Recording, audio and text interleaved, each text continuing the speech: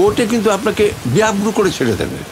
তো গ্রিলিংটা আপনি সহ্য করতে পারবেন? দীর্ঘদিন পর আবারও পর্দায় ফিরছেন টলিউডের কিংবদন্তি অভিনেতা রঞ্জিত মল্লিক। প্রায় ১৬ বছর পর নিজ কন্যা কোয়েল মল্লিকের সঙ্গে একেবারে নতুন গল্প নিয়ে হাজির হচ্ছেন তিনি। তার অভিনীত এ নতুন সিনেমার নাম স্বার্থপর। চলচ্চিত্রের এই নামেই যেন শুরু হচ্ছে রঞ্জিত কোয়েলের রূপালী পুনর্মিলনের এক আবেগময় অধ্যায়। দাদা কিন্তু পুরো প্রপার্টিটা পাওয়ার জন্যই বসে আছে। সিনেমায় একজন আইনজীবীর চরিত্রে অভিনয় করছেন রঞ্জিত মল্লিক। এ বিষয় নিয়ে কথা বলতে গিয়ে আফসোসের স্বর শোনা যায় তার কণ্ঠে। এ সময় রঞ্জিত মল্লিক বলেন, এখন অনেক বাংলা সিনেমা তৈরি হচ্ছে, ভালো ব্যবসা করছে, কিন্তু সেই সব সিনেমায় বাঙালিয়ানা কোথায়? স্বার্থপর সিনেমা অনেকদিন পর সেই স্বাদ ফিরে দেওয়ার চেষ্টা করছে, ঠিক যেমনটা আমার সময়ের সিনেমাগুলোতে হতো। কোর্টে গিয়ে আমাকে বলতে হবে ওই বাড়ির উপর আমার কোনো অধিকার নেই। স্যান্ডেলিনা সো, রূপচর্চায় আভিজাত্য। স্বার্থপর ছবিটি পরিচালনা করছেন পরিচালক অন্নপূর্ণা বসু। যৌথ পরিবারে আইনি জটিলতা লেগেই থাকে।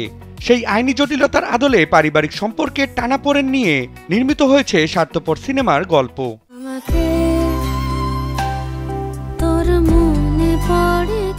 রঞ্জিত মল্লিকও বনদী পরিবারের সন্তান।